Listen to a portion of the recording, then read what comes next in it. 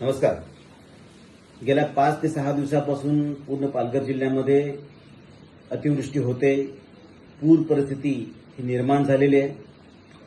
Specially Vasai, Virar, Nalasopara या भागामध्ये पाणी साचलेलं आहे.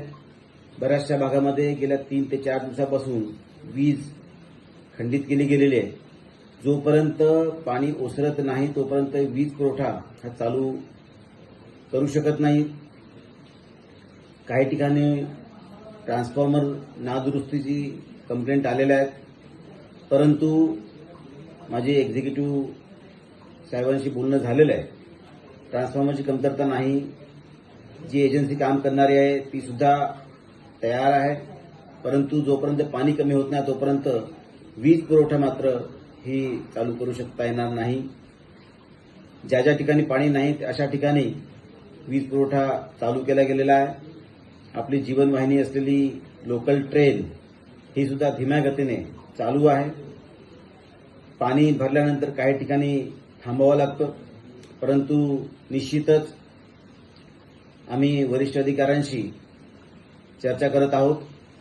ग्रामीण भागामध्ये सफाळा, पालघर, बोईसर, डहाणू या भागामध्ये बऱ्याचशा घरांमध्ये पाणी गेलेलं आहे.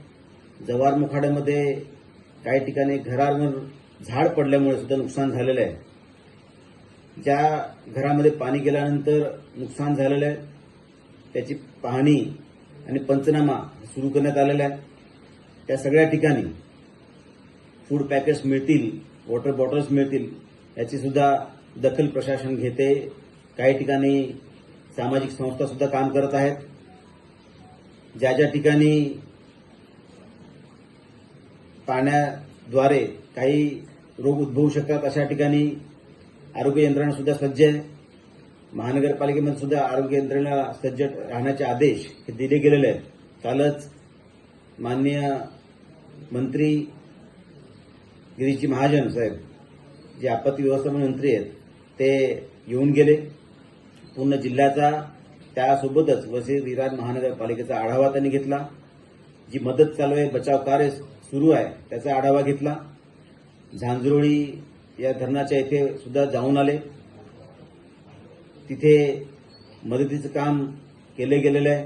काही तात्पुरत्या स्वरूपात पुनर्वसन सुद्धा केले गेलेलं आहे. त्या ठिकाणी झांझरोळी धरणाचं काम सुद्धा चांगल्या योग्यरित्या चालू असल्याचं त्यांनी खात्री केली गेली आहे. या सर्व गोष्टी ज्या आहेत माननीय मुख्यमंत्री देवेंद्रजी फडणवीस हे अतिशय बारकाईने या सर्व गोष्टींवर लक्ष ठेवून आहेत. योग्य त्या सूचना जिल्हा प्रशासनाला त्यांनी दिलेल्या आहेत. आम्ही सुद्धा माननीय मुख्यमंत्री, पालकमंत्री गणेशजी नाईक साहेब यांच्याशी संपर्क साधून आहोत आणि ज्या ज्या काही गोष्टी उद्भवत आहेत त्यासाठी लागलीच उपाययोजना ह्या केल्या जात आहेत. जिल्हा प्रशासन अतिशय सज्ज आहे. तरीसुद्धा मी सर्व नागरिकांना विनंती करतो की त्यांनी घाबरून जाऊ नये, अफवांवर विश्वास ठेवू नये आणि जिथे जिथे पाणी भरू शकतं त्या नागरिकांनी सुरक्षित स्थळी हे गेलं पाहिजे आणि अनावश्यक असलेलं दुस्साहस हे टाळलं पाहिजे अशी सर्वांना मी विनंती करतो.